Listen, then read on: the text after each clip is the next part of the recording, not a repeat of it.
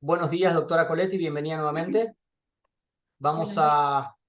a continuar con la etapa técnica del concurso número 219, que está destinado a cubrir un cargo de juez o jueza de familia, niñez y adolescencia de la primera circunscripción judicial, con asiento de funciones en Neuquén. Vamos a presentar nuevamente a las doctoras integrantes del jurado, a la doctora Marisa Herrera y a la doctora Claudia Castro, y las acompaña de manera presencial el consejero Sepúlveda. Bueno, doctora Coletti, como usted sabe, tiene 15 minutos para exponer el tema que ha elegido y luego de ello las doctoras le van a hacer las consultas que consideren pertinentes. ¿Está bien? Bueno, muchas gracias, le Bueno, agradezco. la dejo con ellas y suerte. Bueno, pero de afrontar, pero bueno. Elegí un tema que es el derecho a conocer los orígenes de las personas nacidas por técnicas de reproducción no asistida, que es un tema sumamente novedoso, álgido, que está en constante cambio, modificación y adaptación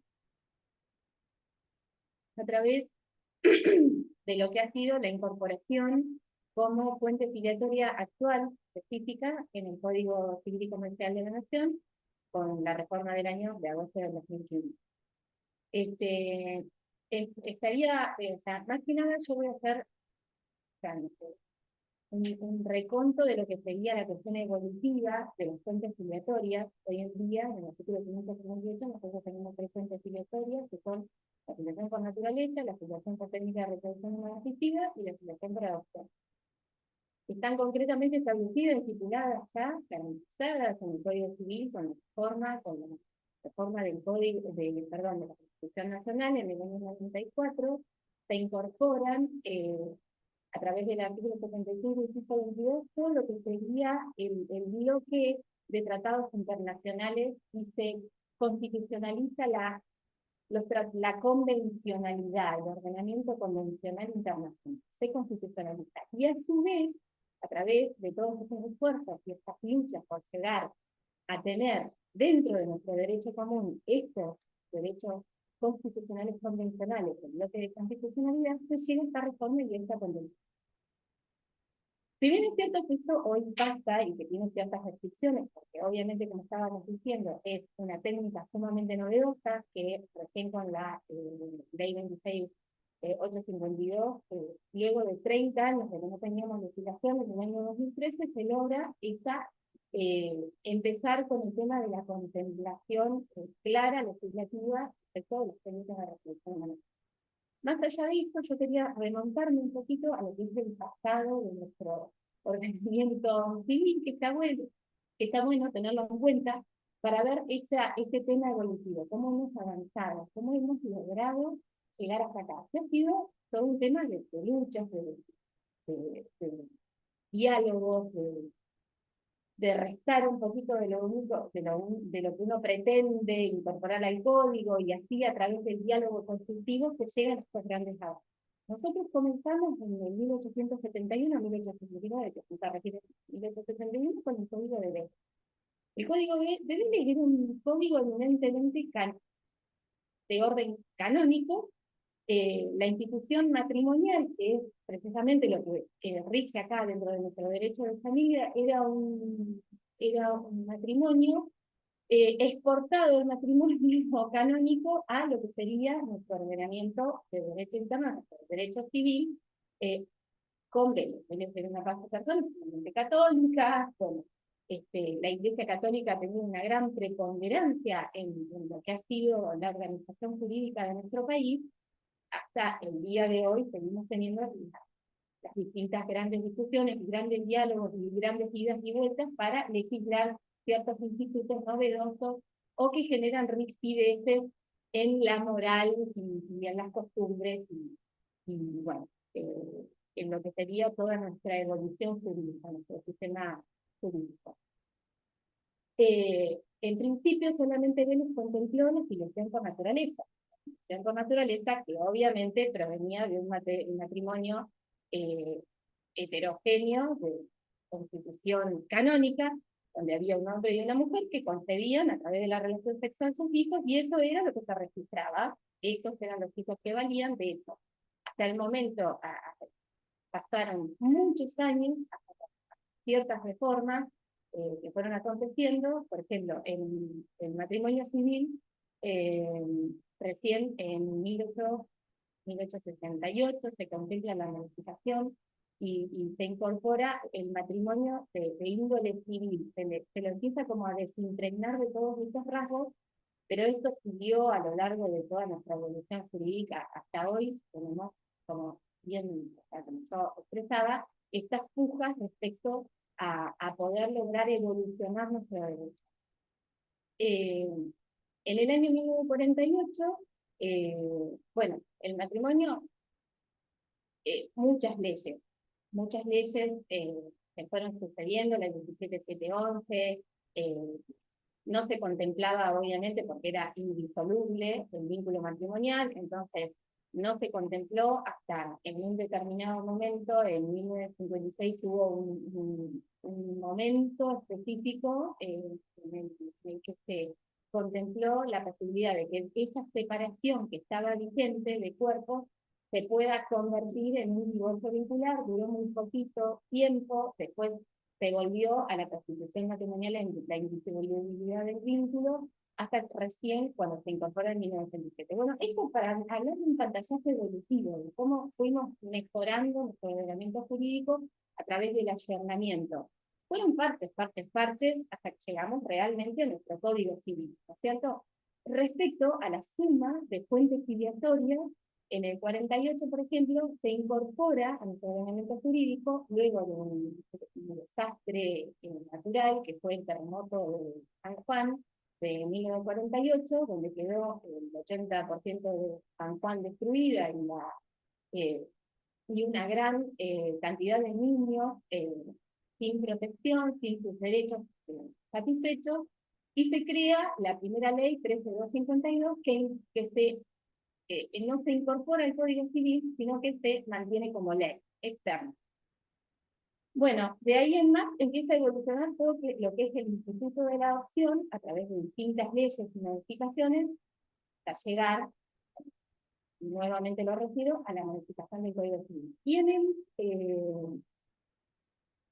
el año 2015, en agosto de 2015, cuando se reforma el Código Civil, a través de esta constitucionalización, convencionalización del derecho común, de nuestro derecho interno, se logra incorporar una fuente filiatoria más, que es la extracta. Entonces, nosotros podemos, la filiación puede tener lugar, entonces, como decíamos, por de estas tres formas: por naturaleza, por técnicas de reproducción humana asistida y por adopción, tanto en respecto de la filiación por naturaleza, como la adopción plena, como técnica de reproducción humana asistida, sea matrimonial o extramatrimonial, vamos al principio de consagración del principio de igualdad y no discriminación, los mismos efectos jurídicos. Bueno, después en los articulados se hace alusión a otras cuestiones, por ejemplo, de que una persona no puede tener más de 2 vínculos jurídicos, vínculos filiatorios, no puede poseer más de 2 vínculos filiatorios, a pesar de que volvemos a hablar de que como el derecho es una construcción social y está en constante avance, hoy tenemos jurisprudencias que marcan la aceptación, por ejemplo, de más de 2 vínculos filiatorios. Tenemos casos en los que está reconocido un tercer vínculo filiatorio. Bueno, vamos específicamente al derecho a conocer los orígenes de las personas nacidas por trans. Nosotros eso lo tenemos regulado, lo que decía, en el artículo 558. 558, 559, en el 560, 61 y 62 hablamos del consentimiento previo, libre e informado, y después, concretamente en el 562 se habla de la voluntad procreacional.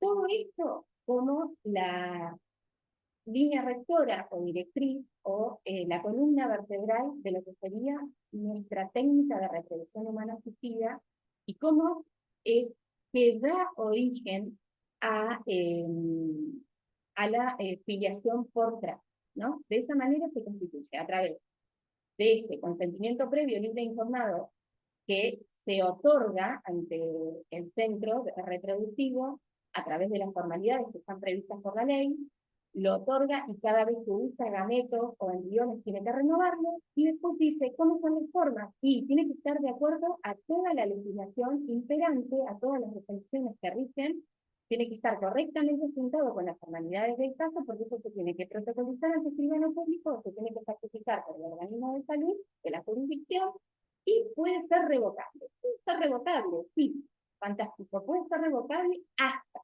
dice el código, hasta antes de iniciada, hasta antes de fecundada el seno materno, o hasta antes de hacer la transferencia del embrión al útero. Fantástico. Entonces ahí decimos, bueno, el artículo 562 habla específicamente de quiénes son hijos.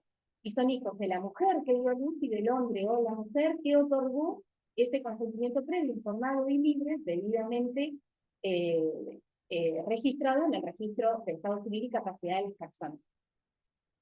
Ese registro es un registro base, independientemente de quien aporte el panel. Porque lo que constituye la cuestión filiatoria, lo que hace el derecho filiatorio, es la voluntad procreación. Es hijo de quienes emitieron esa voluntad procreacional. Y específicamente, ahora ya llegamos al tema, yo quería hacer esto como una evolución, como hemos llegado hasta acá, es grandioso para mí, ¿no? Que haya sido posible receptarlo, evidentemente es una cuestión de lucha, de diálogo, de construcción. Es una construcción social del derecho que evidentemente nos cuesta mucho. Imagínense que nosotros en 1989 se dicta la Convención de Derechos del Niño, en el 90 la asignamos a través de una ley, pues en el 94 la incorporamos a la Constitución a través del artículo 75, inciso 22, y recién en el 2015 hacemos carne nuestra el derecho a ser oído, el derecho a tocar. Es increíble lo que nos cuesta como realmente llevar a la práctica estos derechos que son una obligación, que están contemplados desde el año 94 a través del artículo 75, inciso 22, y que específicamente el inciso 23 nos pide acciones positivas por parte del Estado, de los dos tipos, de derogar tanto las conductas, las prácticas inadecuadas como las normas que no se ajusten al derecho convencional internacional, como también a la obligación del Estado de realizar estas medidas de acción positiva a través de la legislación, de la reglamentación, de las ordenanzas administrativas. Esto debería ser así, y no hay óbice para que nadie pueda decir, yo no lo conozco, no lo aplico, no lo hago, no. O sea, esto es obligatorio, es una obligación que asume el Estado.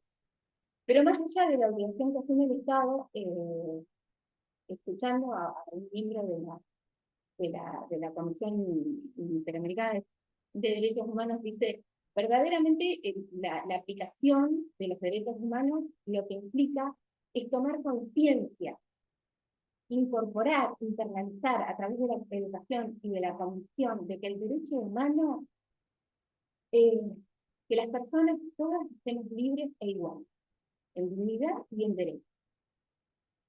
Y que, bueno, esto es de la Declaración Universal de los Derechos Humanos, y que dotados como estamos de razón y conciencia, nos tenemos que transportar fraternalmente los unos a nosotros. Es indispensable. Si nosotros realmente creyéramos, tuviéramos la convicción interior del derecho humano, y de que tenemos que bregar por su cumplimiento, porque somos todos libres e iguales, entonces esto sería como más fácil, pero evidentemente como que no tenemos esa incorporación, esa convicción interna del derecho. Bueno, llegamos al 563, y en el 563 se nos deja sentado específicamente la obligación del organismo que realiza la estrada de asentar en los casos de utilización en los casos de inseminación o de uso de técnicas de reproducción animal asistida heteróloga, porque tenemos la homóloga, que es la que no genera duda. En la homóloga usamos nuestro propio material genético, pero cuando ya entramos a usar la técnica heteróloga, es decir, a hacer uso de los bancos de donantes, de esperma, de óvulos, de embriones, en ese caso, nosotros ya lo tenemos que dejar asentado en el registro base, que como consecuencia después es el mismo registro base que permite la inscripción en el registro civil y capacidad de las personas. En este registro civil no se va a dejar constancia de la diferenciación, no se va a dejar constancia de la diferencia si naciste por trans, si naciste por adopción, si naciste por matrimonio, como hasta hace no tanto, o sea, yo no sé en qué época estudiaron ustedes, pero yo estudié con el código que todavía estaban los hijos sacrílegos, incestuosos, estaba la calificación. Y hoy en día, en virtud de estos tratados internacionales, se puede hacer alusión porque es discriminación, simple y llanamente. Entonces no podemos hacer alusión a la forma en la que fueron concebidas estas personas. Claramente porque es un derecho humano. Dignidad del ser humano está íncito en su persona independientemente de su raza, color, origen, ideología y idiosincrasia. Bueno, esto tiene que estar atentado en el 563. Y en el 564 llegamos realmente a lo que apuntaba yo, que era el derecho a conocer los orígenes de las personas nacidas por trans. Y ahí nosotros receptamos de un anonimato relativo, un sistema de anonimato relativo o sistema de acceso a la información relativa que va en paulatino crecimiento. Y acá, lejos está en mí hacer una crítica del sistema porque fue receptado, fue lo máximo que se logró. Está fantástico lo que se logró, tenemos en este artículo 564 la posibilidad de que el nacido por trans acceda a la información de forma libre, en forma personal, por ejemplo, cuando el niño tenga edad y grado de madurez suficiente, puede ir, consultar en el centro de salud, en el cual se hizo la examinación respecto de datos referentes al tema de salud de la persona donante. O incluso su representante legal o un médico que le está haciendo un tratamiento necesita saber, esta patología que sufre este niño, o esta enfermedad, si es de tipo hereditario, degenerativo, etcétera, tienen la libertad de ir a consultar en el centro de fertilización y el centro de fertilización les otorga los. Después tenemos otra posibilidad más, que en casos debidamente fundados, ahí ya hacemos actuar al juez competente a través, dice el artículo, del proceso más corto previsto por la ley local, se plantea específicamente esta posibilidad de que se levante el velo y se permita obtener datos identificatorios de la persona. Hay que plantear una causa o un hecho concreto que, por lo cual se necesita correr el velo. Hay casos, por ejemplo, en los que hay pueblos, a 100 kilómetros hay un centro de fertilización, la persona nació de técnicas de reproducción humana asistida y está saliendo con una chica que también se enteran de que es, producto de hija de una madre que usó estas mismas técnicas en el mismo centro de salud, más o menos en la misma época. Pueden plantearlo judicialmente a través del proceso más breve, corto previsto en la ley local, y bueno, se les dará o no la posibilidad, en el caso de que se acredite válidamente, el derecho a correr el velo de esta situación. Esto va mejorando y se va ayornando, y hay un montón de planteos legislativos. ¿Por qué tiene que caer al juez? Y porque no hay una legislación específica que hable de la forma del acceso, y porque es todavía es muy temprana la legislación, la incorporación en el código. Esto tiene que tener toda una evolución. Como les decía, a nosotros, como a todo el mundo, creo yo, nos cuesta la incorporación de los derechos humanos, y entonces esto, al ir ayornándose, yo creo que se va a llegar a un sistema de acceso libre a la información cuando no peligren los bancos de donantes. ¿Por qué? Porque al tener nosotros, por ser uno de los pocos países que contemplan el matrimonio igualitario, necesariamente nosotros necesitamos estos bancos para permitirle el acceso a estas personas que por supuesto tienen derecho a planificar y a formar su vida de la forma en la que ellas consideren correcta, y a elegir la opción por la cual incorporan un hijo a sus vidas. Y entonces, en este sentido, hay que resguardar los bancos de donantes porque, por lo que serían los datos de los centros médicos, es muy alto el porcentaje de la probabilidad de que mermen las donaciones, tanto de embriones como de óvulos, como de esperma, en los casos de que sea de acceso libre la información. Hay, Te digo una cosa, no, porque estamos con el tiempo, bueno, minutos. justo no alcancé a llegar a Winston Khan, les quería hacer una de un filósofo, pero bueno, Bueno, ningún problema. no, un poco lo que vos contabas Sí. sobre el tema de estudios de reproducción y el derecho a conservarse orígenes, a mí me vincula dos, digamos, temáticas. Una cosa es, bueno, hay que resguardar. El resguardo de esta información está en manos de quién, digamos, ¿no? Y en algún punto, digamos, cómo vos ves que se puede, es un problema, bueno, cuál sería la posibilidad de solución. Y otra cuestión es, ¿cuál es digamos, el choque que hay o la vinculación entre esto, como decís, de derecho a los orígenes de las cuestiones de reproducción, en especial heterólogas, y las prácticas caseras? ¿Viste lo que son las prácticas caseras? Sí. Y ya hemos tenido varios casos y varios conflictos. Bueno, la pregunta es, ¿cómo se resguarda la información en las prácticas caseras cuando uno va a banco, no cuando uno lo hace con un amigo conocido? Pero cuando uno lo hace con un amigo conocido, bueno, uno sí lo sabe. El tema es cómo el chico lo va a saber, ¿no? Y ahí también tenemos la otra parte, digamos, porque los bancos tienen información, pero cuando es casera y es de alguien conocido de uno, bueno, queda más en intimidad, ¿no? Bueno, ¿cómo es el resguardo en este cruce más contemporáneo de perspectivas más actuales, ¿no? Bueno, el derecho al resguardo de la información, bueno, de hecho, nosotros tenemos este derecho a conocer los orígenes, lo podemos ver desde estas tres perspectivas. El derecho al resguardo de la información, en primer término, el acceso a la información no identificatoria de la persona donante y el derecho al acceso a la información identificatoria. En el derecho al resguardo, en nuestro ordenamiento jurídico, queda a través de la autoridad de aplicación, en el Ministerio de Salud, ¿no es cierto? De este caso, de este tema concretamente, hay un fallo del año 14 de la Cámara Nacional de Contencioso Administrativa, en el cual se presentan unos padres que habían hecho uso de esta técnica de reproducción y tenían dos hijas fruto de estas técnicas.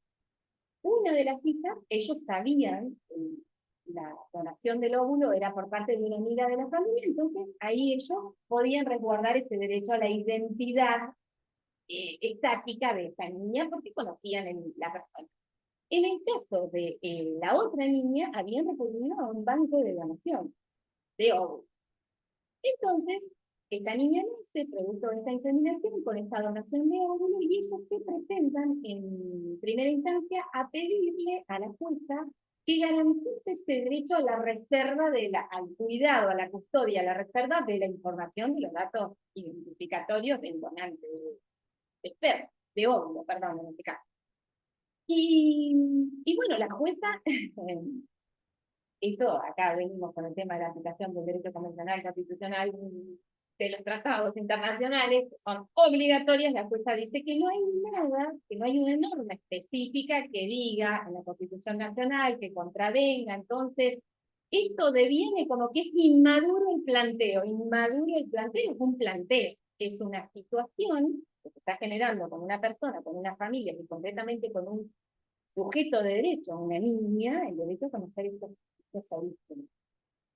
Dice que no, que esto se transformaría en una cuestión consultiva, meramente consultiva, y rechaza el planteo. Y ellos apelan, los padres, a segunda instancia y llegan a la Cámara de Contencioso Administrativa Federal. La diferencia integrante que conocen los derechos humanos como Guillermo Preuss. Exacto. Bueno, y él obviamente hace parcialmente lugar y le ordena al Ministerio de Educación a través de salud, a través del organismo que crea competente, porque encima es amplio de criterio, le dice, fíjate por dónde lo haces, pero hace la medida de acción positiva, mala, no la podés dejar así, artículo 75 y 123. Estamos incumpliendo. Entonces, le ordena al Ministerio de Salud que cree por donde considere conveniente un registro donde se asienten los datos filiatorios de esta persona, de esta criatura, de esta niña. ¿Qué pasa? Lo hace respecto del caso concreto, el amparo, no lo hace genérico. Acá es donde vemos y vislumbramos la necesidad de que se regule un registro de datos de donantes, de óvulos, gametos, embrión, esperma, que haya un registro, porque esto con el tiempo va a evolucionar. Hoy hay 8 millones de personas en el mundo, producto de las técnicas de reproducción humana asistida. Esto está evolucionando. Si bien el primer caso en Estados Unidos, 1884, 1889, no me acuerdo, de Philadelphia College, que hacen esta inseminación de esta señora. 1884, 1900. 1984. 1984. 1984, perdón, sí, 1984. Bueno, hacen esta afiliación de una persona que estaba sedada, la inseminan con un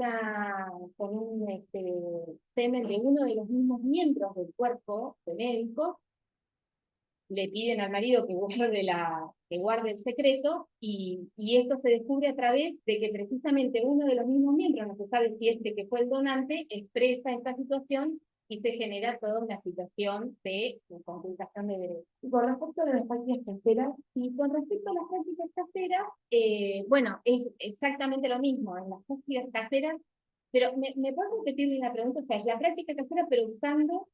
sí, no es esto de el amigo gauchito, digamos, Sí. tengo una pareja lesbiana y uno de mis amigos Me me autoinsemino. Sí.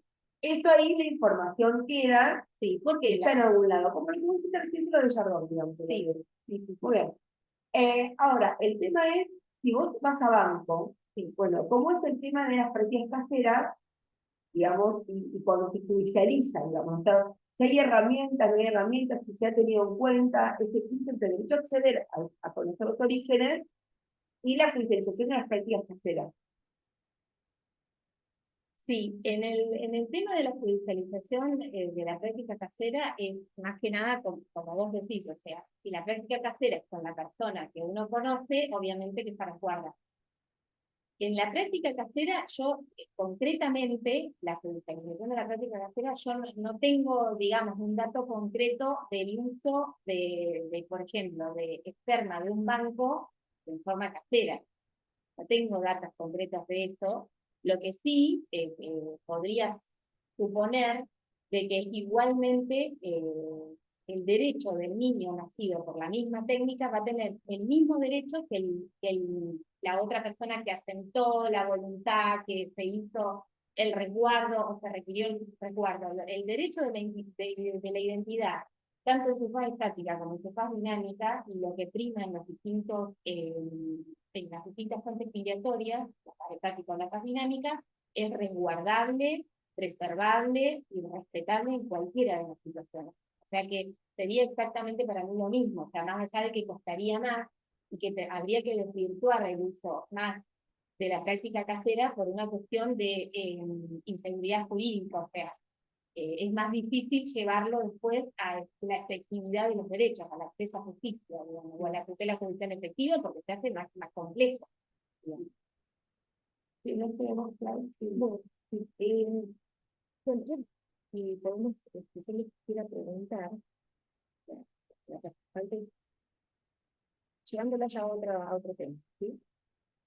Concretamente, se ha tenido posibilidad de averiguar respecto de las estadísticas de cuáles son los procesos que más se trabajan en la primera circunscripción. ¿Sí? ¿Verdad que sí? Concretamente, los porcentajes son los siguientes. Concretamente, hay un último informe grande del Poder Judicial que se hace a través de lo que serían las estadísticas en el año 2019 y después en el 2021 que se reestructura todo el fuero de familia. En el año 21, hace toda una reestructuración en el fuero de familia. ¿Por qué? Porque precisamente hay ciertas temáticas, ciertas cuestiones que tienen más tratamiento o son de mucha más incidencia en el fuero de familia, como por ejemplo la violencia de género. La violencia de género llega hoy en día, con las estadísticas que pasaron del 2003, que son a agosto del 2003, agosto-septiembre del 2003, el 47% de causas que están tratando en los juzgados son de violencia de género. Las denuncias de violencia de género. El 37% por lo menos concretamente es más porque en realidad eso es del 2021, en el 2023 ya son 8.440 y pico, y 4.400 o 554 son específicamente de esas 8.000 son de Neuquén. Entonces, me parece interesante la pregunta, porque de las 8.000 que usted refiere, se dividen en las causas concretamente por cada uno de los juzgados. Sí. ¿No? En los juzgados, sí, esa razón de 1.000 y pico de causas por cada uno. Pues, sí. En función de eso, me parece importante traerla a las prácticas en una cuestión particular. Sí. Me llama, suena el teléfono, 3 de la mañana, ¿sí? El teléfono de guardia, y la llama la operadora de violencia, la operadora del barrio de la gestión de violencia y del deseo.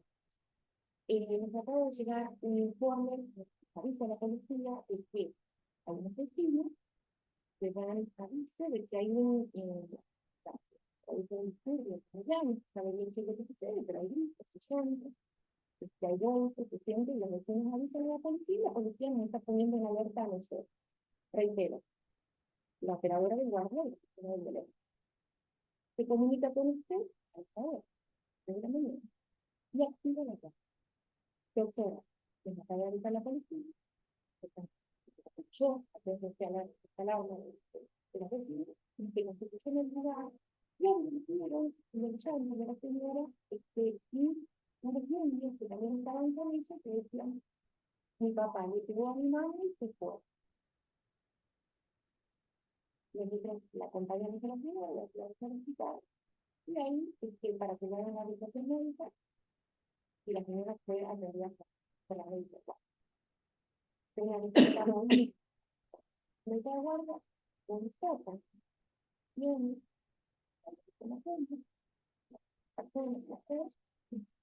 la atiende, y la señora dice, yo no, pero señora, no, la va a atender el equipo veterinario de la guardia. No, yo no la retiro, no la quiero quedar, la quiero seguir. Se la tiene, y la operadora guardia le dice, doctora, claro, ¿qué haría en este caso? Bueno, yo, primero tengo que comentar este tema de la reestructuración. En la ley nosotros nos habla de que nosotros tenemos un plazo de 24 horas para tomar las audiencias, que no se pueden juntar la persona agresora con la persona que ha recibido el hecho de violencia, la víctima de violencia. Tenemos nuestra ley, pero se ha reestructurado y se manejan los juzgados de familia de otra manera. En principio se le da a la oficina de violencia la intervención, se dictan las medidas cautelares correspondientes. Yo dictaría las medidas cautelares correspondientes de forma inmediata, el cese, la prohibición de acercamiento, la exclusión del hogar, para lo que sería el cese de la violencia, interrumpir el ciclo de la violencia, romperlo.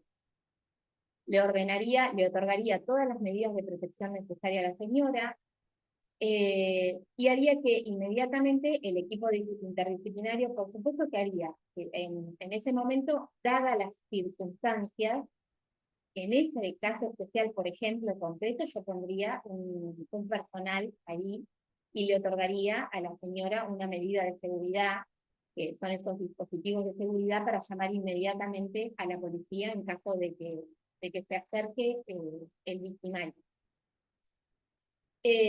Pondría una custodia, le dejaría en ese momento, porque está recién sucedido, yo no sé si este señor va a volver y con qué intenciones va a volver, y inmediatamente le notificaría a la señora las medidas cautelares que se dispusieron a su favor.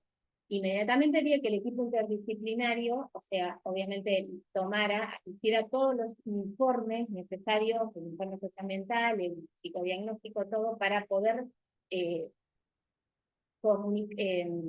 contactarme lo más rápido posible, en el menor tiempo posible, teniendo las bases de conocimiento real de lo que sucedió y el informe correspondiente del equipo interdisciplinario. La actuación socioambiental, la asistente social, obviamente que acá hay que actuar interdisciplinariamente. El equipo acá, el juzgado, que trabaja como un colegio de jueces, trabajan todos juntos en el piso 6, es lo que me informé, y tienen un auxiliar jurídico, un auxiliar técnico, y cada uno de los jueces trabajan. Y tratan de trabajar en conjunto y reviendo las medidas, y digamos, en cuanto a este tema, en cuanto a la violencia, por ejemplo, lo hacen mucho, de poder aunar criterios y utilizar las medidas que son las más proactivas y las que verdaderamente dan más efecto y sirven más para la resolución del caso de violencia, que en realidad es desactivar la situación de violencia. Tomaría la audiencia y vería, trataría de, con los informes que recibí y con la audiencia que tenga en forma personal con la señora, ver si ratifico las medidas, si las cambio, si las modifico, si vuelvo a accionar a través de otras medidas. Obviamente que también voy a tener el contacto con la persona que ejerce la violencia y por supuesto que tomaría medidas respecto de él, muy concretas y contundentes. Sí, me parece bien porque me llegó al proceso. De las primeras medidas, entonces lo que se refiere es que se toman las medidas en guardias y se pone incluso medidas de seguridad, como consigna y el botón, para la señora. Respecto de los niños, ¿sabes alguna medida de diferencia?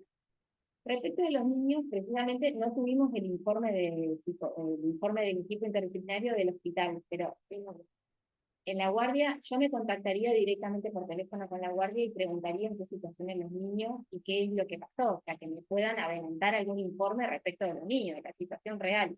Y si hay una real, o sea, si hay un abuso claro, manifiesto de derechos, tomaría una medida de acción positiva, por ejemplo, si hay una causa ya más, digamos, más grave de lesión de derechos de los niños, tendría que ver qué medida tomar en ese momento. Hay distintos tipos de medidas.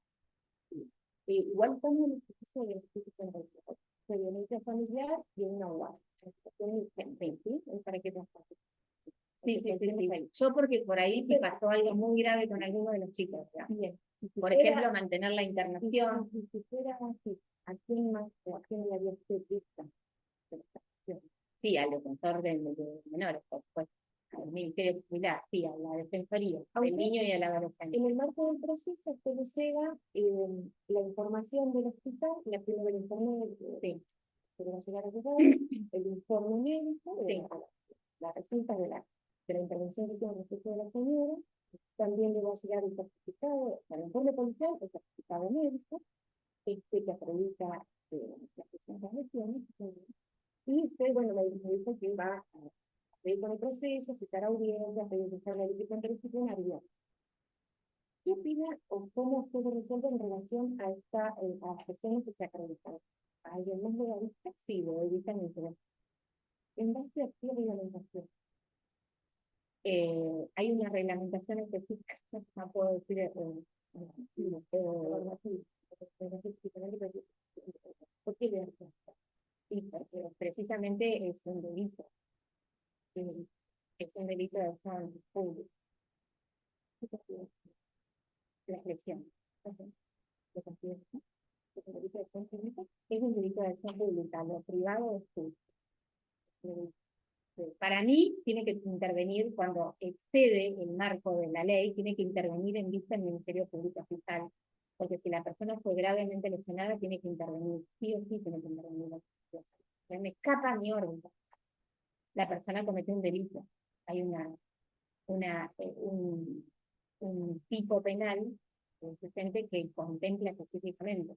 Hay una lesión grave que no quedar vista. Ustedes ven las conclusiones de leyes son lo público.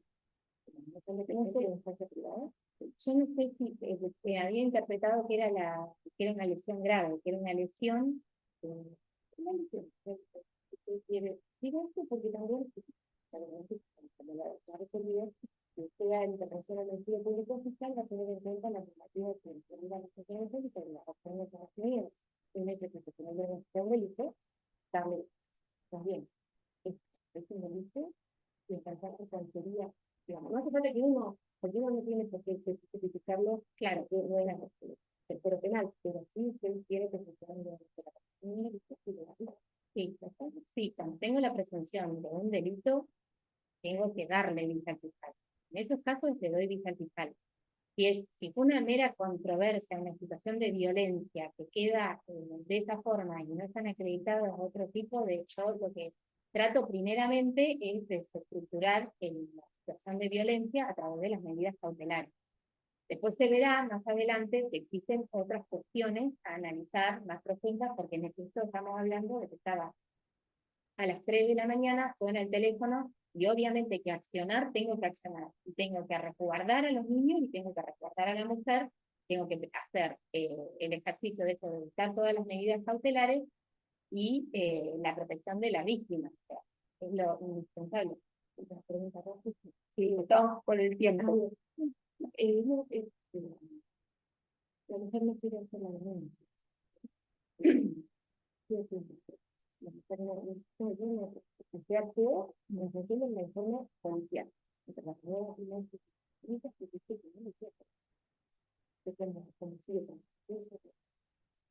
Las medidas cautelares y la intervención judicial tienen que hacerse independientemente de esto de que la mujer no quiera hacer la denuncia. Estamos. Mil gracias, ¿eh? Muchas gracias. No, vos suerte. Realmente